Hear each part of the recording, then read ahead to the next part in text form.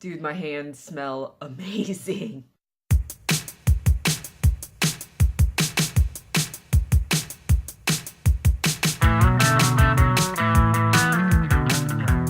Hi, I'm Chanel. I'm a recent college grad from physics, and I'm currently just taking some time off and exploring the arts. I'm in New Jersey, where I knit and spin and design, most recently. So on the social media, you can find me on Instagram and Ravelry as Pipernell, Pipernell. This is in fact episode 23 of the Pipernell podcast, where I mostly just rant into my phone camera about stuff that I do. And on Facebook and Patreon now, you can find me as Pipernell, which is Piper space Nell. So today what I have for you is a lot of stuff actually. It's only been a week since I last recorded. And I think in the past, I've on average recorded every 2 weeks, but with my free time lately, I've been doing so much that I don't think I'll be doing a weekly schedule, but maybe once in a while you'll get a week between episodes instead of 2 weeks.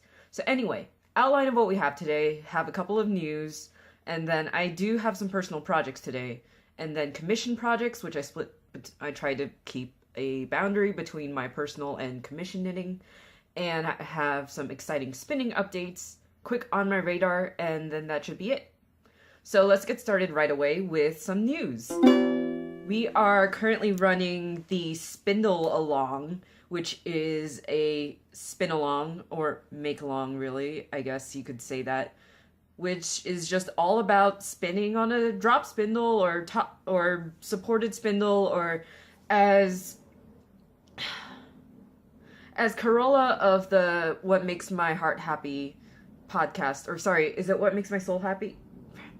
When she was at Wonderwool, she picked up a hand spinner that looks like this little whirly thing that you spin, and then that adds twist to the yarn.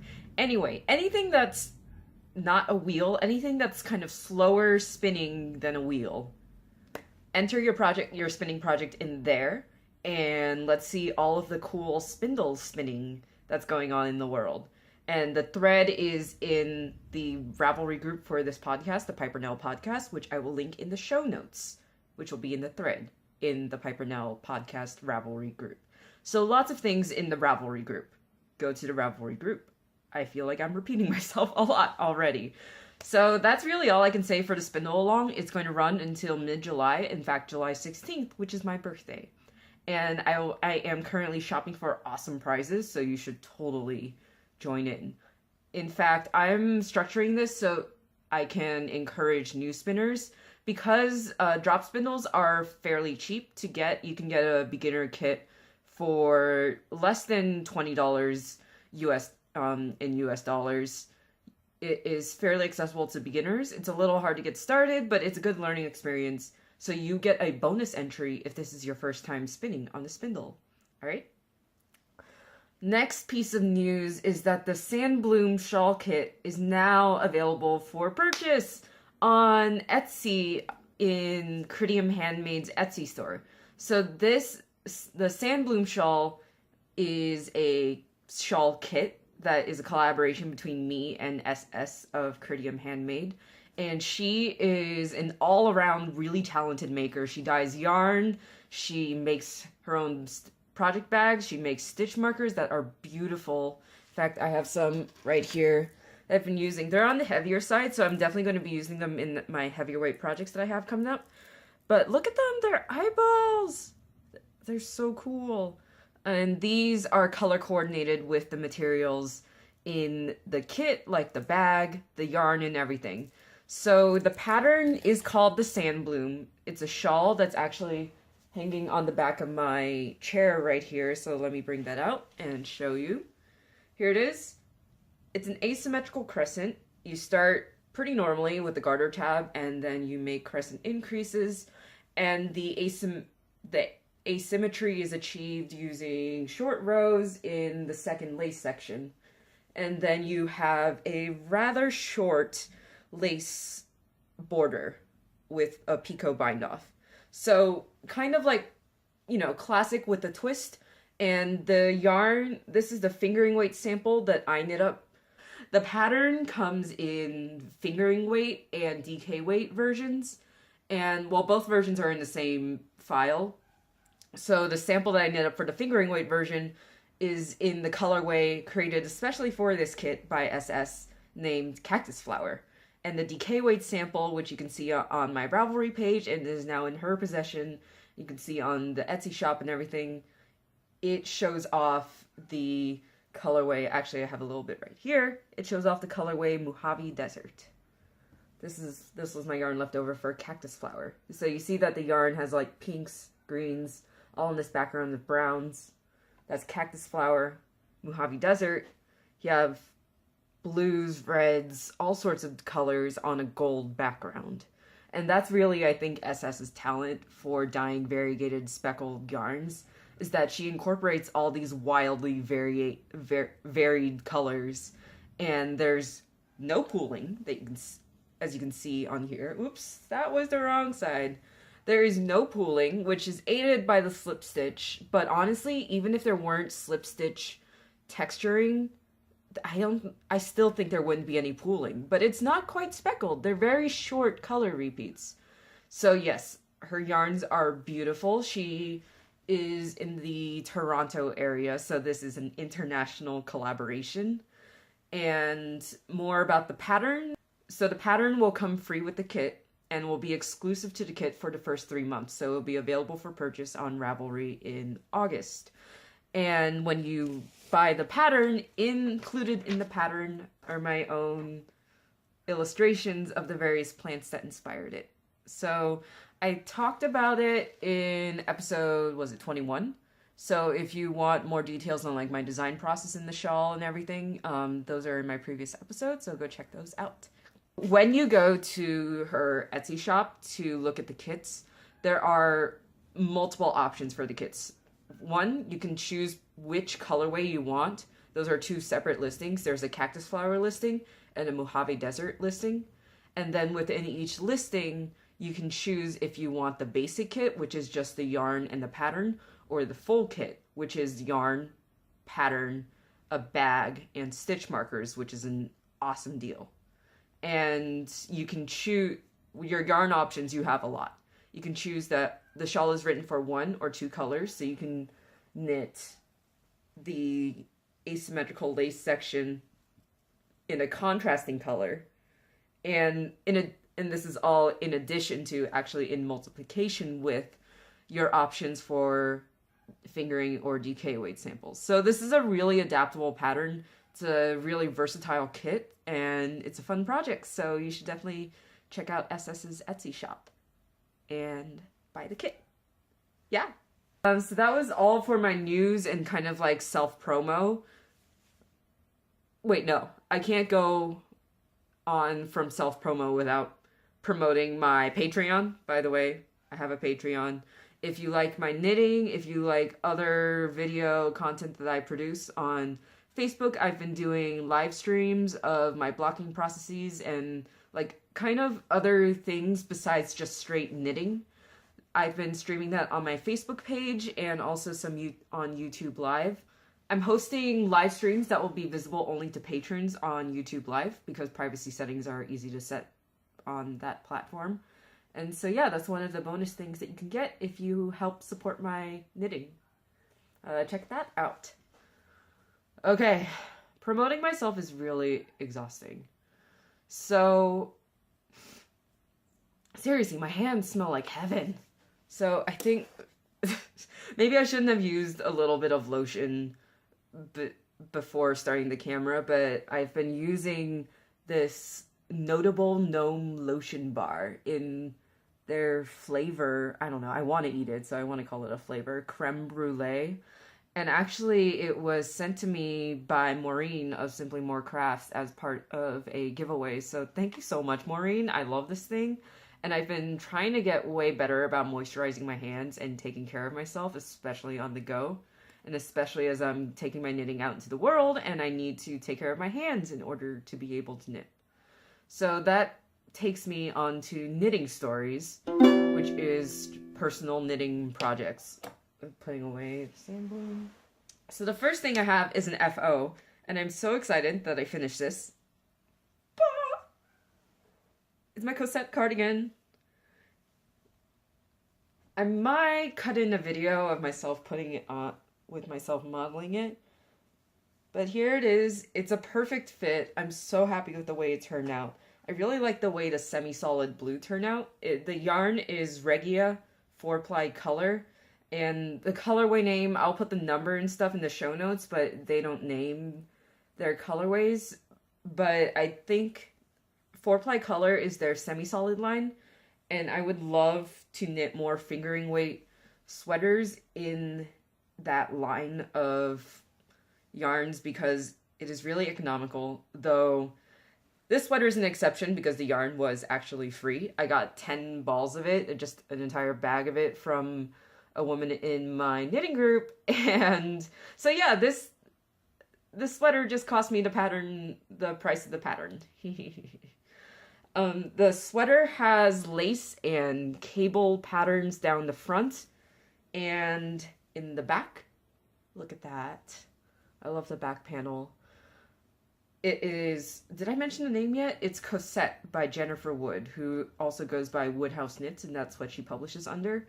It's a really well-written pattern, and her designs are just so elegant, but not super frilly, and still, you know, very contemporary and modern. So I really love making this sweater. The construction was a saddle shoulder, so actually the way you started with these shoulder lace pieces, and then you joined on the rest of the parts coming from the top down. So once you got past the armholes, the body was just straight knitting, which was really enjoyable. But when I was in the challenging yoke part, I talked about this also in episode 21. There was a particularly challenging point in my life, so I needed that challenging project to occupy enough brain space that I didn't drive myself crazy. So really, this sweater is just made out of self-care and love for myself, and also coming from my community. Yeah, I'm just so happy with this thing. I'm gonna wear it to knitting group tomorrow. Not tomorrow, next week, because everyone really wants to see it once I mentioned that it was done. And so, yeah, I can't wait to wear it out. I think it's gonna go over. Oh, I mean, it has to go over kind of like close-fitting tops or a shell. It'd be great for kind of professional wear, but I'm kind of between jobs right now, or I'm not in anything that needs professional attire, but it'd still be good for like a dressier casual outfit over a high-waisted skirt. I did crop it, so it will fit over like just my normal rise jeans. I normally wear high-waisted jeans. Bam! I decided to put it on after I pressed the stop button on the podcast, and just gonna do a little spin around. This is how the cardigan looks on me. I am really happy with it. Don't mind my bright pink undershirt. Actually, it's a bra, but whatever. My podcast, my rules. My body, my rules. I'm not showing any excess skin, YouTube. Don't remove this. This is not against the rules. So, yeah, I really like the way it fits. It is, as I said while recording, kind of like the perfect length to wear with high-waisted sweaters. It did grow a little, even though it was soft blocking, so I did try it on before blocking, and it was about here, and then it grew about an inch, 2 inches, inch and a half. The sleeves were bracelet length, but now they are about a little over wrist length, which I am happier with. I like that length better. And what I was worried about was the neckline becoming too open, but now it looks fine. To be honest, I don't have a lot of tops that will not show underneath this, so I think I'm going to invest in some more camisoles to just wear, and this will be kind of a top. I can't really imagine wearing this open anyways. It doesn't drape. It's meant to be a very kind of structured looking cardigan. So yeah, that's my Cosette cardigan. Woo! And yeah, let's see, some techniques that went into this. I did not actually, even though this is lace, I did not actually hard block this sweater, as in pin it out to open up the lace. Because I wanted the sweater to stay close fitting, I actually just did a soft block. I soaked it for a couple minutes and then laid it out onto my blocking mats to dry. I did pin out the button band a little because it was this part, the buttonhole band is lacy, and the button band that's all buttoned up right now is reverse stockinette. It's actually doubled in fabric, so the buttonhole band was drawing in, and I just wanted to make sure that when I was wearing it, it wouldn't do that. So I did pin it out a little teeny bit just so it would open up to the size of the button band. But it took forever to dry because even though it's spring, it's May, it's beautifully sunny today. For the past couple of days, it's been really kind of overcast and cold, and yeah, so in my room, it was not drying very quickly because of the temperature. But now it dried last night, and this morning I was just sewing on the buttons actually. So this is a fresh FO. Fresh-o. Yeah, I'm so happy with this. My Cosette cardigan. The next personal project I have is a new whip, and it's technically not on the needles yet. And it's also kind of an acquisition because I got the yarn last time, and by the time I recorded last episode, I did actually have the yarn. It's just I forgot to talk about it. So the story behind this yarn is that I've been wanting to do a cabled cardigan, in just a chunky cabled cardigan as a project for a while, but as most of you might know, the yarn for such a project is really expensive. So I've been shopping D-stashes for a good price on a sweater quantity of kind of worsted or Aran weight yarn. And I was looking on Ravelry in the D-stash page, which by the way is a great resource if you're on a budget like me. And I found this person that had a bunch of sweater quantities of this really sheepy, woolly looking yarn. And then I noticed she's in my knitting group. I was like, that name's familiar. Seema. Oh yeah! And so I sent her a message, and I ended up going over to her house, took the bus to like a block away from her house, walked to her house, went in, and we were messaging back and forth, and I was really unsure of the color because she had multiple colors, all sweater quantities, and I was just really not sure. So I was really glad she had taken out all of her sweater quantity lots and laid them out on her dining table, and I was just I spent a few minutes going around and holding up different skeins to my skin to see what fit best. I was deciding between kind of like a peacock green, a dark brown, or kind of a medium brown, and then what I went with was this brick red. That's going to look really awesome. So the yarn, all of it was the same yarn or similar yarns, is Bartlett Yarns, which is made in Maine. It's pure 100% wool according to this tag. And it is really squishy, really lofty. And also it is on the rustic coarse side, but I'm aiming for this to be an outer layer cardigan. It had this little swatch here. In fact, the pattern that I'm going to use is Migration by Stacy Girdman, which is a Brooklyn tweed pattern. So I could... Who has a Brooklyn tweed knit-along going on? Oh yeah, Sticks Plus Twine, right? Please tell me I got that right. Yeah, so this yarn is Bartlett Yarns 2-ply. They have a 2-ply and a 3-ply yarn. The 2-ply is 210 yards in 4 ounces. Each skein is 4 ounces, which means that it's huge. This is one ball minus the amount that went into the swatch. So it is the size that it wound up to when I wound it by hand. It actually kind of looks like ground meat when you're looking at it. I don't know if that's gross or not. But yeah, each skein is huge, and I have 9 skeins of it. I have 9 skeins of it.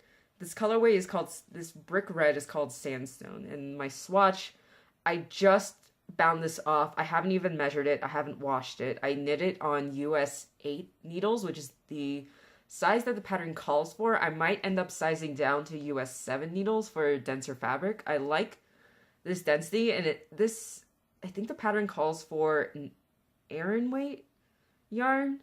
And this 2-ply is between a worsted and Aran weight. It's on the heavier side of worsted.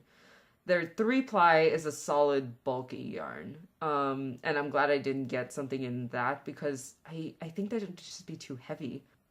But look at that. This cable is going to be all over the cardigan if you look up the pattern. Alternated with a very textured garter-based ladder stitch.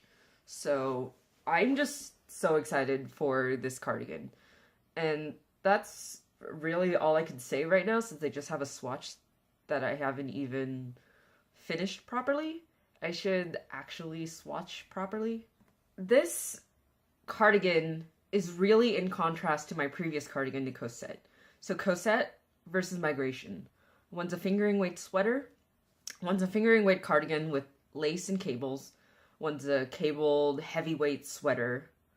They also happen to be in kind of like colors that are often thought of as polar opposites. Cosette's in blue, Migration's in red. And actually, these 2 projects are part of a larger project that I've been thinking about for a while as part of my exploration of gender and thinking of knitting in the context of gender. Knitting's thought of as a very feminine thing, but the things that, the objects that come out of knitting are really all gendered. There's really no such thing as gendered clothing for me. I know that a lot of us have that construct in our minds, but it never really quite sunk in for me. I've always just worn clothes from both the boys and girls departments, men's and women's once I grew up. I stole my brother's clothes all the time. Right now I identify as non-binary. Haven't found a more specific label, but basically, yes, there are way more than 2 genders. The 2 boxes that we are put into don't get a lot of, what's in our persons. And these 2 cardigan projects, I feel like both of them are really going to highlight the dichotomy of gender within knitting, but also at the same time, because they're both for me, they're both going to go on the same body. They also highlight, how really unisex that knitting is. So yeah, a little tiny, I guess, artist's note there. But yeah, I've been calling it my NB, short for non-binary cardigan project, NB Cardi project. The Cosette is, for those of you who aren't really familiar with like gender terminology, is femme, short for feminine, FEMME. And my Migration cardigan is definitely on the mask side, MASC, masculine. And I embrace both aesthetics. I'm exploring what it means to be androgynous or outside the binary. And yeah, so these 2 projects are really part of my personal growth. And that's as personal as you can get with knitting stories. And that brings me to commission knitting now, which is less about, me and myself and more about developing my practice as a fiber artist. So the first item I want to talk about is an FO. That's my Rock Island shawl, not mine. It's for my friend Caitlin. And the pattern obviously is Rock Island by Jared Flood. I'm gonna have to stand back to spread this out. It turned out huge. For those of you who watched my last episode, it's even bigger than the Sophia shawl, I feel. So here it is. It's beautifully sheer and delicate, but because it's fingering weight, it still feels very solid. And this pattern, it was so cool to knit.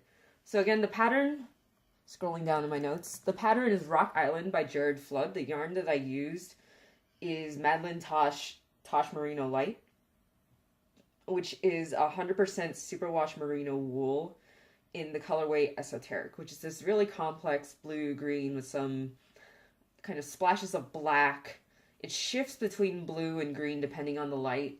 On camera versus in person, it just can't seem to decide on what shade it should be. And this garter-based lace throughout the shawl really brings out the shifts in color, I feel. And it's not too... It looks really complex, and everyone that I've shown this shawl to is super impressed. But honestly, I felt like the lace patterns were not that hard.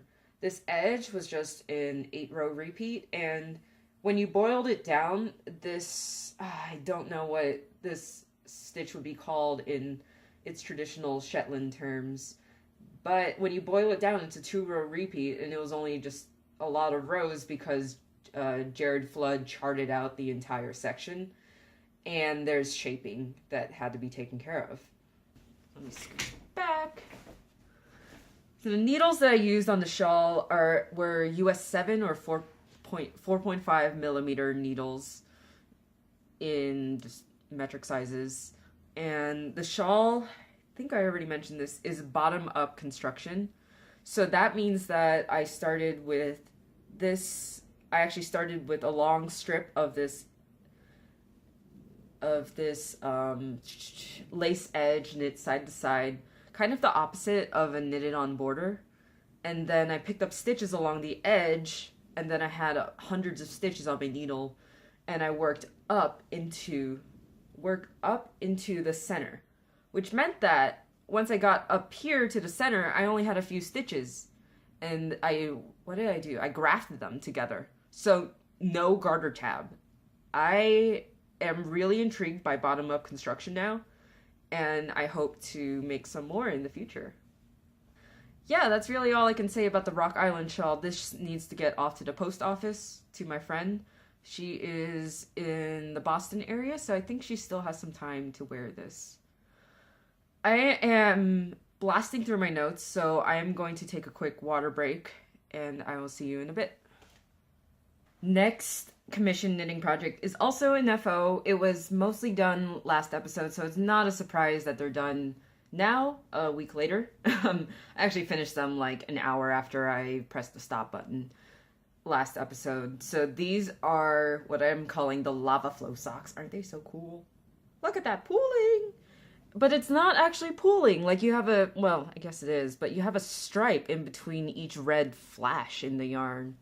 And this main color is Knit Picks Hawthorn in Lad's edition. And the contrasting purple is Knit Picks Stroll in Duchess Heather. So it's this rich heathered purple that goes with a lot of the tones in this variegated Hawthorn yarn. So the kind of outline color that I did here is just a Cascade Heritage Solids skein. They also don't name their colorways, so it's just this creamy white. I'll put the number in the show notes. So I did one round of an outline for the toe. These were done toe up. So I switched color after finishing the toe. I switched colors for one round to this outline. Then I continued with the body of the sock, and I did afterthought heels. That was my first time doing it. I enjoyed the process. It was really scary. I did actually stream, going back to the live streams, I did stream my first ever afterthought sock and my reactions to it. I don't think it's that exciting, but if you want to see that, that is on my Facebook page.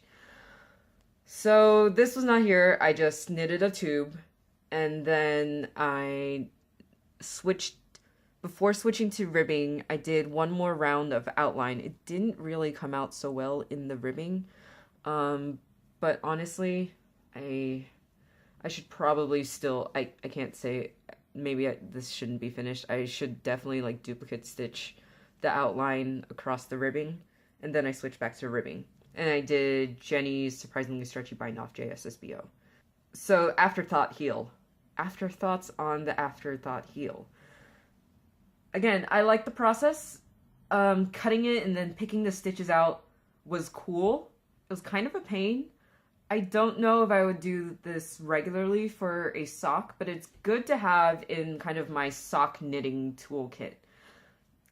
Especially good for gifts. And so I feel like it's kind of a mini trend going on among podcasters to try out afterthought heels, especially because of the afterthought everything pattern where you knit a tube and you do afterthought heels, afterthought toes, everything. And it's great because you just knit a tube, you don't worry about the fit or changing to a different part. I guess if you do patterning on only the front and solely that would turn into patterning only on the insteps in the front of the leg, then you really can place the heel anywhere on the back. For this one, I did end up doing patterning on the back of the leg, but only an inch after where I was sure that the heel might go, just to give myself some safe wiggle room. And yeah, they're good for, afterthought heels are good when you don't know the size of the sock that you're making. And then when you do find out the size, like let's say you're making this just to go in a Christmas pile. And then you find out, oh, okay, I'm going to give the socks to this person. Then you find out their foot size and then cut in the heel appropriate to their foot size. And if it turns out to be someone else, then you cut in the heel into a different place. Of course, not one after the other. I'm just saying, like, in an alternate universe, this sock would go to someone else. You would cut the heel in a different place. Yeah. So those are my thoughts on it. I can see why they're useful. I didn't try on the socks because these aren't for me, but it does feel roomier than a normal sock. When I was doing the afterthought heel, I knitted 2 rounds instead of 1 round of the outline, and it was just straight, no decreases. And that's a tip that I've heard from several people that gives the heel more room, so this might be good for someone with a higher instep. And yeah, that's the lava flow socks. They look like lava flowing down the sides. And as someone who pointed out, a friend of mine pointed out, it kind of looks, if you hold them upright, it looks like they're flowing into one another. Oh man, that's so cool. It looks like lava flowing down the slopes of Mauna Loa in Hawaii. There's the backs. Kind of still get that flow effect. Oh, these are so cool. And it was kind of a shame to cut in the afterthought heels and disrupt the flow. And those are the socks. And I have one more FO for commission knitting. A friend of mine named Heather commissioned me to make mismatched leg warmers. So again, there's no pattern. Oh, on the lava flow socks, it was just a knit purl texture. I think it's similar to Hermione's Everyday Socks if you like it. I like how it played with the striping. So yeah, it's just a knit 3 purl 1 pattern. This one, the leg warmers, again, no pattern. I started at the top. These are, and then worked my way down to the ankle. These are thigh highs, so they have some thigh shaping and continued shaping down the back so as to follow the shape of the leg. And the way I did that was I got measurements from my friend for the total length of the leg warmer that she wanted measured from her ankle, and then the circumference of her leg at the highest point that she would wear the leg warmers. And then I got her calf measurement. So here I knit this cuff, not cast on I didn't cast on enough stitches to get to that measurement. I cast on enough stitches and then in a stretchy cast on, and then stretched it out until its maximum circumference, its maximum length was that measurement. So that's how I made sure that the ribbing would fit and not be too loose. And then when I started decreasing, I tried to decrease in the thigh. I decreased every 5 rounds, and then once I got to a good knee length, I got to decreasing about every 10 rounds. So faster thigh decreases, slower calf decreases. And by the time I got here, that was about the calf circumference. And then I decreased a couple of more, but then I figured it wouldn't hurt to just be a little bit baggy towards the ankles to not worry about fit. So the rest of this was just straight knitting. until I got to the ankle cuff, which I did decrease a couple of stitches just to make that draw in some more. For the sports stripes, I didn't worry about like carrying the yarn to make jogless stripes at all. It's a little, I don't think it looks bad at all. It looks very intentional because you have this seamed look where I was switching the colors and the decreases. So this part's meant to be worn along the back of the leg, so it just really gives the back seam look, which I am totally fine with. So each leg, the colors are inverted. This yarn is Lion Brand Amazing, which is 100% acrylic, and no acrylicate here. This is really squishy. It's surprisingly warm. I did try this on because, hey, my legs aren't dirty. Maybe my feet are. And the colors here are silver. This purple red is Bordeaux, and the blue is steel blue. So I like the color combo that she chose. And then the stripes and color block sections are inverted on each one for a cute mismatched look. I used US 10 needles on these because it is on the heavier side of yarn. And I knew that I wanted a pretty dense fabric for these leg warmers because they would be stretching out so much that I didn't want the fabric to be too open when it was stretched out. So bigger needles, bigger yarn, chunky fabric, cozy, going off to my friend. Those are the mismatched leg warmers. My last commission knitting project is a new whip, and it is a scarf for a person named Leanna. Well, she's also a friend. I don't know why I just said, like, not a friend. Yes, she is my friend. Hi, Leanna, if you're watching this. I know sometimes you're also a crafter, so I don't know if you're into knitting podcasts, but I would highly recommend them, and let me know if you want recommendations. This is what I got so far. It is a colorwork scarf. It's actually going to be a colorwork cowl, but for now I'm just knitting in a tube, and then when I get the tube to its full length, then I'm going to graft the ends to each other. That makes it a loop scarf, and it's basically a donut. So the pattern is Honey Locust Loop by Erica Heusser. I think that's how you pronounce the name. It is written for fingering weight yarn, so this yarn is Knit Picks Palette in these colors: Merlot Heather, the green is Green Tea Heather, and the pink accent is Blush. And yeah, I really love this stranded pattern. This is all stranded colorwork. So here are, I'm trying not to drop stitches off my needles. Here are my floats so far. You'll notice that there are pretty long floats. In fact, if you look at the right side, this is all in this segment here that I'm moving my finger along is all in green. I think that was about like 12 stitches in green.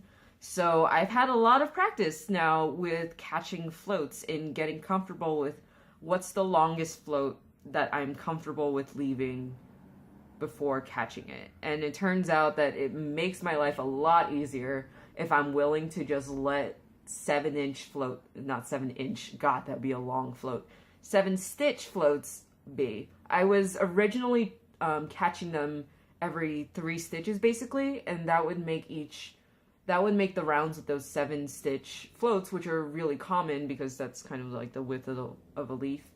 That would make them a pain. So I just convinced myself to be comfortable with that, and it has made knitting on this so much easier because I really only have to catch floats for the long, super long floats like these rows of brown between the leaves and stuff. The needles I'm using are a 16-inch circular in US size 2, 2.5 millimeters. Is a Knit Picks circular that I ordered with the yarn, and I like their needles. They're nickel plated, so it's their nickel plated line, nice and slick. It kind of feels like Addy. They kind of feel as slick as Addy's, a little more slick than Chowgoos because Chowgoos are brushed metal. So they're really smooth. They're not as pointy as my Chowgoos, and they're pointier than the Addy Turbos that I have. So I've really liked this for color work so far. And I'm just so happy to be back in stranded color work. I've been watching several podcasts that do a lot of stranded color work, and it's just been so inspiring. And so when I was picking out this pattern with my friend Leanna, she was really open to several ideas, and I'm like, I've really been wanting to do color work. Would you? And I showed her a few patterns, and she really liked this cowl. So I'm glad that it's been a good, healthy challenge so far. And yeah, that's the honey locust loop. The original sample was knitted with gold leaves on a purple background and a white-ish gray accent, which I love that color combination. I also really love the color combination that Leanna chose. I claim no responsibility for this. Some of you might have seen my picture on Instagram, which does show the colors better. I think the pink looks pinker. But I offered to help with choosing a color combination, and she's like, nah, I got this. And she sent me the colorway, and I was like, oh, that's so beautiful. So yeah, I'm really happy with the colors so far. I'm just loving working on this project. This was just a couple of days of work. I knit the stockinette in an afternoon, and then this has been the past couple of days of doing color work. And color work is just so addicting. Like, I want to get to the next row, then I want to get to the next row, and I just can't put it down. Does anyone else feel me on that? Maybe that's why my favorite podcasts lately are, maybe that's the attraction of color work there. I love it. It's just making me so happy right now. So that's it for knitting. So I have some spinning. I don't have any updates on the Berry Turquoise project. There's really nothing exciting going on there, just continued spinning. But I have some really exciting updates for my collaboration, my handspun collaboration with Mars of the Brownberry Chronicles. So she and I are doing a handspun, hand-dyed collaboration. I bought some fiber at Rhinebeck on the New York State Sheep and Wool Festival back in last year, 2016, whichever month the festival was. And I went to Misty Mountain Farm Stand. They're a small farm in Vermont. They raise their own sheep and sell the fleeces and the top and the comb tops and the roving. So I got 8 ounces of comb top of BFL and 8 ounces of comb top Finn sheep. And I asked the person to break them. I asked the person at the booth to break them each into 4 ounces. And so half of each, BFL and Finn sheep, went off to Mars, and then I kept half of each. And so my half, I will spin first, then send to her to dye. And then her half, she will dye first in the form of the comb top, and then send to me to dye. And recently, her part arrived with me. Look at the colors that she used. Aren't they pretty? They're so rich and autumny. I know it's nowhere near autumn, but this past autumn was my first time being in a place where significant amounts of leaves turn color, and I'm just kind of happy to be looking at this back in autumn again, back in September, October, November, with all the orange and reds and browns around me. So I'm guessing, I haven't checked with her, but this braid is BFL. Like, look how springy and airy it is. It's also way softer. This braid, I don't know if she used the same exact dye method on each one. That would be really interesting if it turned out this way, but I also don't blame her if she just tried different methods, but the same colors. This one's definitely, I think this one's the Finn sheep because it feels a lot denser. It's still soft, but not as soft as the BFL. And you see all the bounce it has? It like when you squish it, it just bounces back up on itself. Held up next to the BFL, it's fatter. I don't know. Yeah, and I don't know if the difference is the way the two different wools absorb colors. So Mars and I are trying to get together and do a joint kind of recording where we talk about this project, and there we'll get to ask each other about our processes and what kind of methods that we're using in each part. So I'm really excited to find out how she dyed these. And of course, it'll be cut in with videos of how we do it and demonstrating, the spinning and the dyeing. So I'm really excited for that.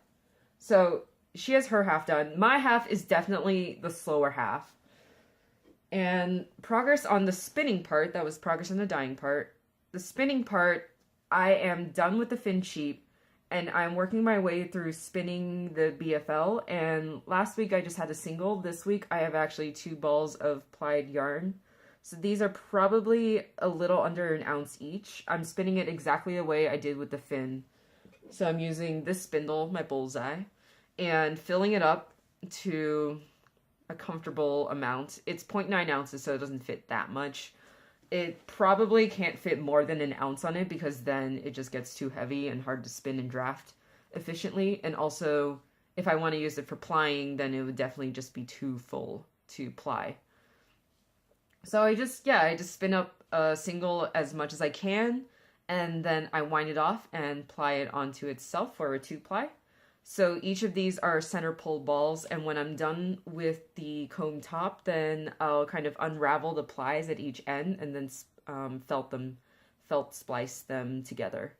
And yeah, the BFL is already spinning up differently than the fin sheep. I don't notice it as much when I'm drafting it, spinning and drafting a single, but when I ply it, the BFL, like it turns out in the braid, is so much squishier and softer, and I can see that trademark sheen of BFL. It looks almost silky, doesn't it? And I didn't notice it when they were in the top again, but spun up, it's a little yellower and creamier looking than the fin sheep, which is a purer white, or maybe just a cooler white. I'm not sure. Yeah, really just enjoying this project so far. Thank you so much for doing this project with me, Mars, and it's been a lot of fun, and I'm learning a lot, and still learning. But that's all I have on spinning.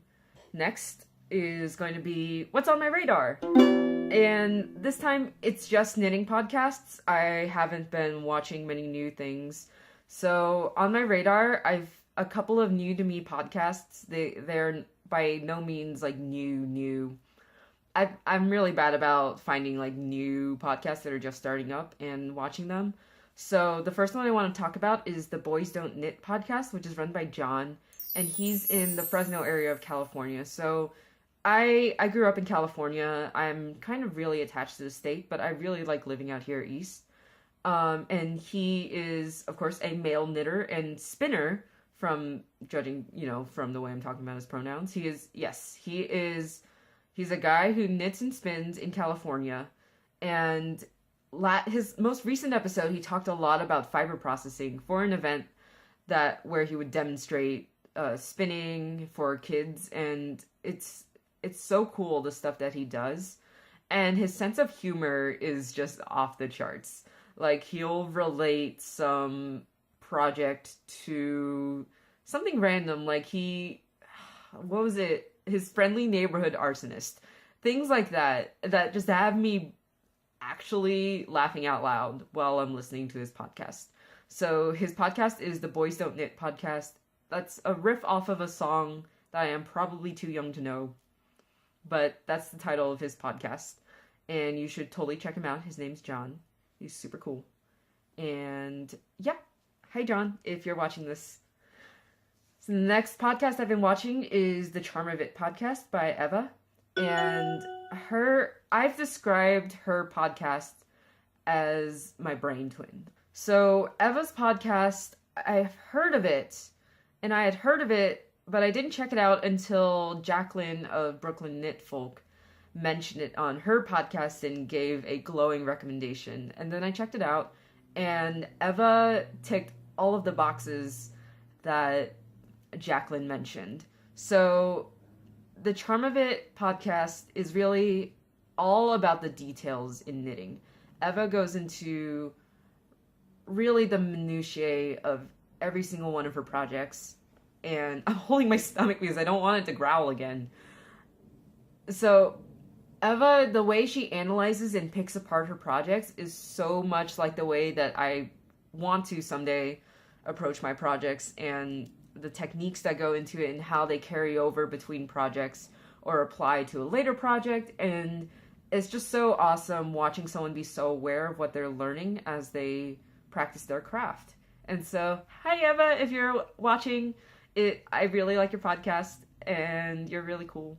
And also, she happens to have similar measurements to me. Fun fact, like, she was mentioning her sweater measurements. She knits a lot of sweaters, and I've been getting more into sweater knitting, so I've also really enjoyed her podcast that way. And yeah, we have similar measurements for sweaters and also similar size feet. Like, yeah, small feet squad. Yeah. So, all right. Hi, John and Eva again. Really awkward on my radar section. And then just going to finish up with a quick question. Not really on my radar or a life date, but just what's been on my mind. So, yeah, okay. I'm going to stick in a little unannounced Q&A section. And life's been pretty good. Honestly, this is probably the best place that I've been in a while and the happiest that I've been in recent memory.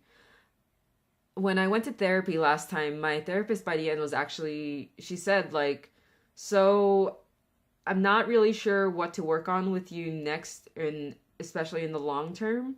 So we're going to shift from regular appointments to appointments on an as-needed basis as things come up for me. So that's a pretty good sign. I'm in a stable place. I'm doing what makes me happy. I don't know how much longer I can support myself being here. Eventually, I'm going to apply for a PhD, probably. That's probably what's in the books for me, a physics PhD, go back to science. I just need to not burn myself out and learn what healing and relaxing actually look like. And part of that has been really exploring interpersonal relationships more, and I've been getting more into dating. I'm not going to talk about anything specific, but, and especially not names or anything, but I've been, so my method of communication is really direct and blunt, and I get really frustrated when someone is not as direct with their intentions or with their feelings as I am, and sometimes that frustration kind of blows up. So I guess I want to ask a general vague question about anyone who would like to give advice for communicating while you're frustrated, or maybe communicating that you're frustrated, especially about like interactions with a person that you might be getting emotionally invested in. And this is again in reference to really no one specific. It's happened several times in my life. And I know that it's something I need to work on. And I can get, my directness and bluntness can shift into aggression because I'll get frustrated. And then it's been described as like lashing out against maybe friends or like loved ones and romantic interests, which I've been also thinking about the idea of lately, that I'm not really sure how to define a romantic attraction, because I know I can definitely tell like when I'm sexually attracted to someone. I can definitely tell when I'm platonically attracted to someone, as in I want to be their friend. And romantic attraction is really hard to tell because I feel like it's just a combination of those two, maybe amplified.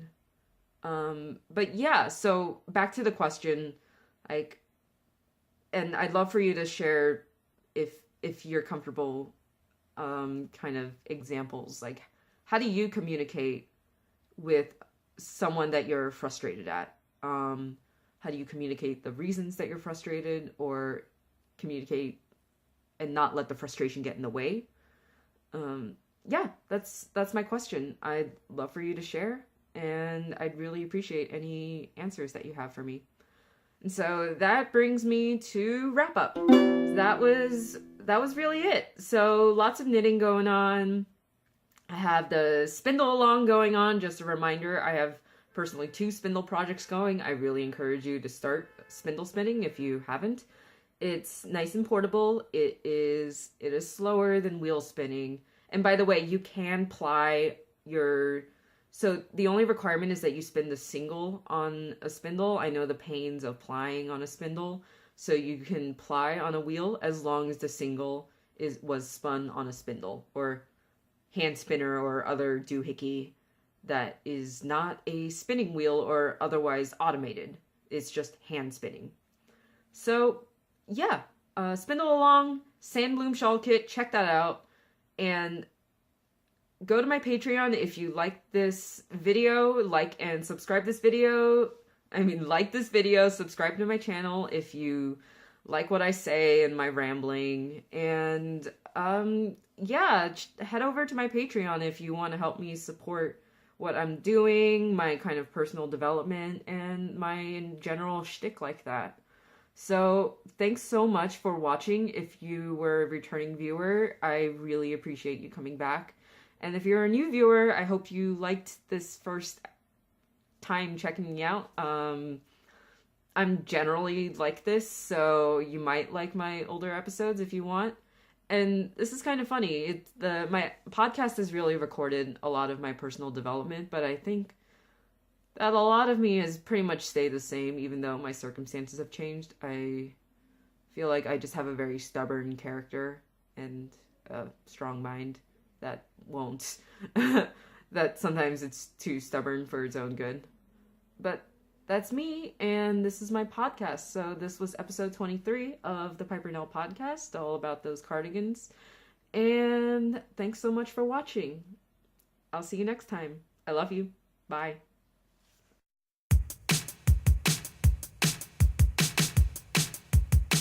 The DK, wait, the